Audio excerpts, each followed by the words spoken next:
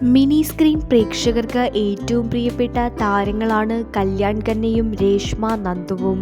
മൗനരാഗം സീരിയലിലെ കേന്ദ്ര കഥാപാത്രത്തെ അവതരിപ്പിച്ചുകൊണ്ടാണ് കല്യാൺ ജനമനസ്സുകളിൽ ഇടം നേടുന്നത്.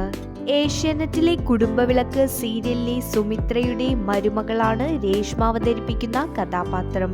ഇരു സീരിയലുകളും വിജയകരമായി സംപ്രേഷണം ചെയ്യുന്നതിനാൽ വലിയ ആരാധക പിന്തുണയും താരങ്ങൾക്ക് ലഭിക്കാറുണ്ട്.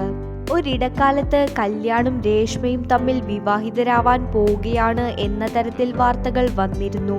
താരങ്ങൾ ഒരുമിച്ചുള്ള ഫോട്ടോഷൂട്ട് കണ്ടതോടുകൂടിയാണ് ഇത്തരത്തിലുള്ള സംശയങ്ങൾക്ക് വഴിയൊരുങ്ങിയത്.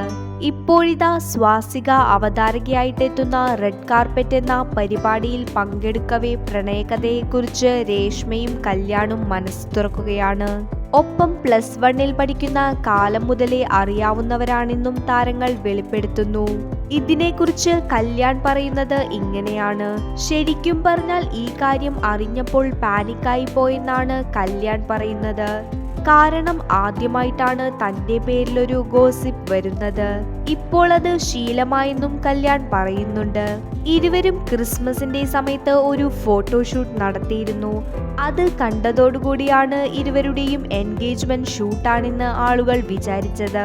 ഫോൺ കാര്യമായി ഉപയോഗിക്കാത്ത ആളാണ് താനെന്നാണ് കല്യാൺ പറയുന്നത്. വിളിച്ചാൽ പോലും കിട്ടാറില്ലെന്ന് രേഷ്മയും പറയുന്നുണ്ട്. വർഷങ്ങൾക്ക് മുൻപേ അറിയുന്ന നല്ല സുഹൃത്തുക്കളാണ് തങ്ങളെന്നും എന്നും വിളിച്ച് സംസാരിക്കുന്നവർ അല്ലെന്നും സ്വാസികയുടെ ചോദ്യത്തിന് മറുപടിയായി കല്യാണും രേഷ്മയും പറയുന്നു.